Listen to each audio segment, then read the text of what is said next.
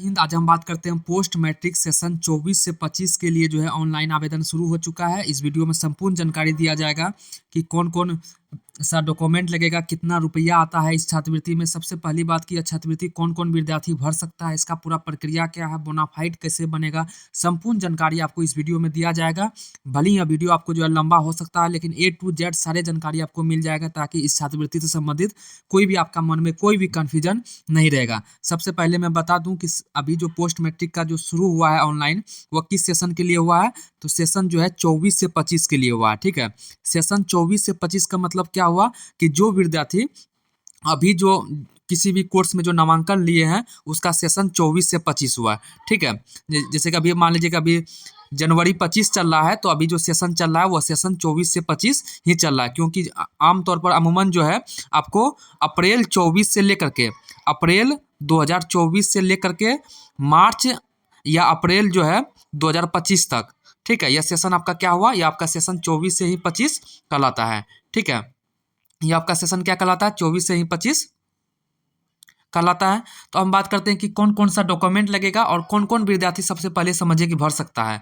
तो जो विद्यार्थी मैट्रिक पास कर चुका है 2024 में, मैट्रिक पास 2024 में करने के बाद वह कोई सा भी कोर्स कर रहा है, या वह 11th में है या 12th में है, या जो विद्यार्थी 12th पास कर चुका है तो वह जो है पार्ट 1 में है, पार्ट 2 में है, पार्ट 3 में है, या जो है बी एड कर रहा है या DLED कर रहा है। यानी आप जो है यदि 2024 में मैट्रिक पास कर चुके हैं, तो उसके बाद आप कोई सा भी कोर्स कर रहे हैं, तो वह जो है आप इस छात्रवृत्ति भरने के लिए एलिजिबल आप हैं। ठीक है, इस छात्रवृत्ति का नाम है पोस्ट मैट्रिक स्कॉलरशिप। यानी मैट्रिक के बाद आप कोई सा भी कोर्स कर रहे हैं, चाहे आप ITI कर रहे हैं या B.Ed कर रहे हैं या DLED कर रहे हैं, या ग्रेजुएशन में BA BSc BCom कर रहे हैं, पार्ट 1 में है, पार्ट 2 में है, पार्ट 3 में है, फर्स्ट सेमेस्टर में है, सेकेंड सेमेस्टर में है, PG में है, कोई सा भी कोर्स कर रहे हैं, तो आप इस छात्रवृत्ति के लिए एलिजिबल हैं। यानी आप इस छात्रवृत्ति का जो है भर सकते हैं। ठीक है, उसके बाद जो है बहुत सारे के मन का कन्फ्यूजन है कि कौन कौन सा इसमें डॉक्यूमेंट लगेगा और कितना रुपया आता है।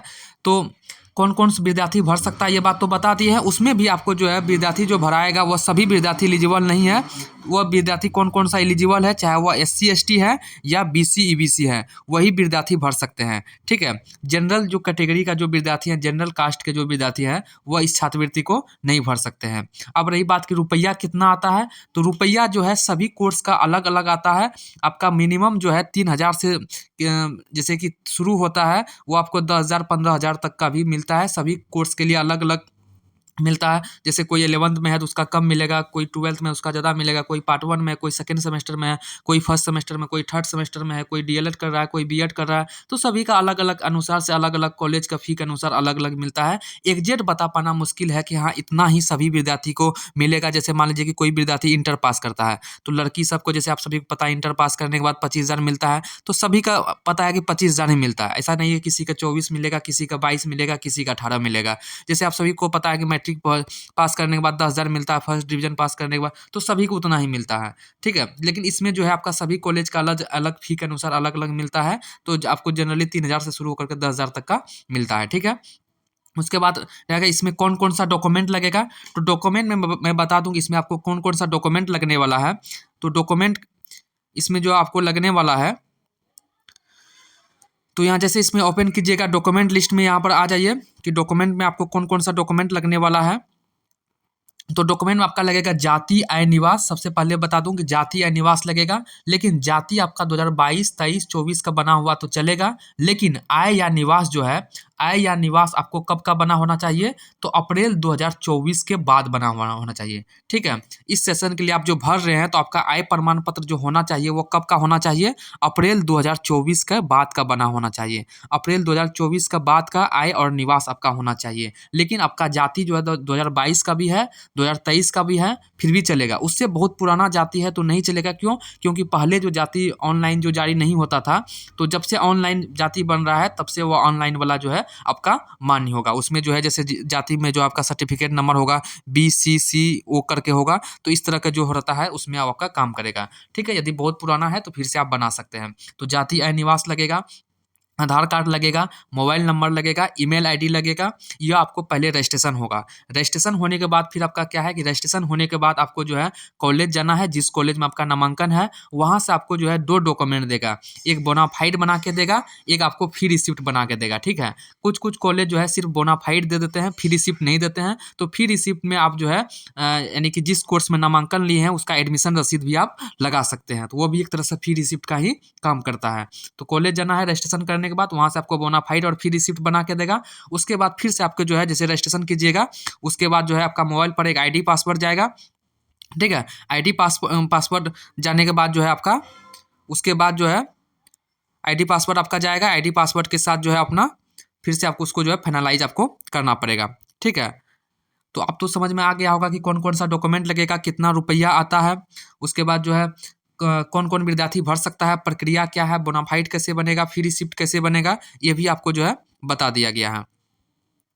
तो कोई भी कन्फ्यूजन है साथ ही साथ मैं बता दूँ, यह छात्रवृत्ति आप तभी भर सकते हैं यदि आपका जो है मैट्रिक का मार्कशीट और आधार कार्ड दोनों में नाम और जन्म तिथि सेम रहना चाहिए। नाम और जन्म तिथि का अंतर है तो फिर भी आपका जो है नहीं भर सकते हैं। तो यहाँ देखिए कौन-कौन सा लगेगा, आवेदन का आधार संख्या यानी आय मतलब कि आधार कार्ड लगेगा, जाति प्रमाण पत्र, निवास प्रमाण पत्र, ठीक ना? आय प्रमाण पत्र, यहाँ देखिए आय प्रमाण पत्र में स्पष्ट लिखा हुआ है कि 24 से 25 के अनुरूप वर्तमान तिथि तक मान, यानी कि अप्रैल 2024 के बाद का आपका आय प्रमाण पत्र बना हुआ होना चाहिए, ठीक है?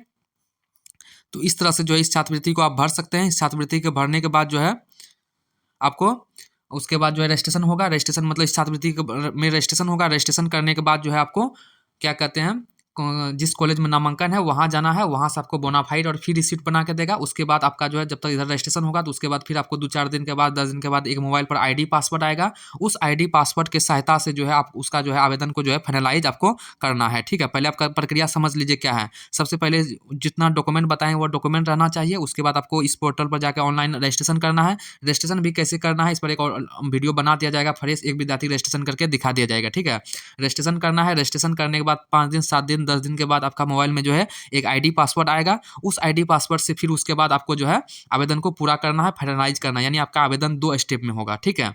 उसके बाद बोनाफाइड जो है और फी रिसिप्ट आपको कॉलेज से बनेगा। बहुत सारे कॉलेज सिर्फ बोनाफाइड ही देते हैं, फी रिसिप्ट नहीं देते हैं। तो फी रिसिप्ट यदि नहीं देगा तो एडमिशन जो लिए हैं वो एडमिशन स्लिप से जो है अपना इस छात्रवृत्ति को आप भर सकते हैं। फिर से मैं बता दूँ कौन-कौन सा कैटेगरी भर सकता है, चाहे वह बीसी, ईबीसी हो या एससी, एसटी हो। बीसी, ईबीसी या एससी, एसटी वाला विद्यार्थी जो है बिहार से किसी भी कोई सा भी कोर्स कर रहे हैं 24-25 में वो आप भर सकते हैं, ठीक है? जो जनरल कैटेगरी का है वो नहीं भर सकते हैं, चाहे वो लड़का हो या लड़की हो, कोई भी यानी बीसी, ईबीसी, एससी, एसटी का लड़का हो, लड़की हो, दोनों ये छात्रवृत्ति भर सकते हैं। उसके बाद जो है आपका जो है ऐसा नहीं है कि मैट्रिक में फर्स्ट होना या इंटर में फर्स्ट होना ज़रूरी है। आप फर्स्ट किए हैं, सेकंड किए हैं, थर्ड किए हैं, इससे कोई मतलब नहीं है।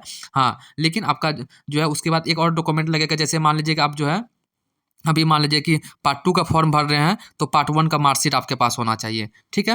यानी कि आप सेकंड ईयर का जब भर रहे हैं, तो फर्स्ट ईयर का मार्कशीट होना चाहिए। नहीं है, तो जैसे मान लीजिए कोई विद्यार्थी 11th क्लास का भरेगा, तो उसको मैट्रिक का मार्कशीट अपलोड करना होगा, ठीक है?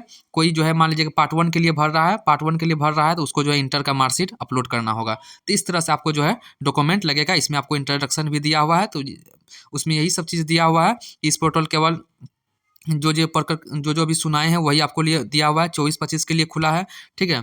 उसके बाद इसमें आय प्रमाण पत्र कितना होना चाहिए, लास्ट आय प्रमाण पत्र इसमें कितना होना चाहिए, तो वो भी आपको दिया गया है। नीचे आप स्क्रॉल करते जाइएगा, तो इसमें जो है आपको 3 लाख जो है दिया हुआ है कि आय प्रमाण पत्र आपको जो है 3 लाख तक यदि आपका है तो भर सकते हैं, उससे ज़्यादा है तो आप एलिजिबल नहीं है, ठीक है? तो इसमें जो है डॉक्यूमेंट लिस्ट भी आपको दिया हुआ, देख सकते हैं कौन-कौन सा डॉक्यूमेंट लगेगा, जैसे छात्र का नाम, आधार नंबर, मोबाइल, जन्म तिथि, मोबाइल नंबर, ईमेल आईडी लगेगा। उसके बाद आईडी पासवर्ड आपका रजिस्ट्रेशन होने के बाद जो है आपका मोबाइल पर एक आईडी पासवर्ड जाएगा। उस आईडी पासवर्ड से फिर आपको जो है उसको फाइनलाइज करना है, ठीक है? उसके बाद जो है या 24 से 25 के लिए आय प्रमाण पत्र लगेगा, जाति निवास तो लगेगा ही लगेगा। तो इस तरह से यहाँ से देख सकते हैं कि आप किस तरह से जो फ्री रिसिप्ट होता है या बोनाफाइड का जो अभी तो सर्वर काम नहीं कर रहा है, तो यहाँ पर आप जैसे बोनाफाइड और फ्री रिसिप्ट वैसे आपको कॉलेज से बना करके दिया जाएगा। तो पोस्ट मैट्रिक से संबंधित सभी प्रकार की जानकारी के लिए आप मेरा चैनल को सब्सक्राइब कर लें। आगे आपको जो है अपलोड करके वीडियो बना दिया जाएगा कि इसका रजिस्ट्रेशन कैसे होगा, एक विद्यार्थी रजिस्ट्रेशन करके भी दिखा दिया जाएगा, उसका फिर स्टेटस कैसे चेक करते रहना है, ठीक है? उसका कब तक रुपया आएगा, कहाँ-कहाँ वेरिफिकेशन होता है। वेरिफिकेशन में आपको कहीं नहीं जाना है, आपको सिर्फ रजिस्ट्रेशन करके फाइनलाइज करके छोड़ देना है। उसके बाद वेरिफिकेशन आपका होते रहता है, उसको स्टेटस आपको सिर्फ चेक करते रहना है कि कहीं रिजेक्ट तो नहीं हुआ है। रिजेक्ट हुआ है तो फिर से आपको सही करना है। धन्यवाद।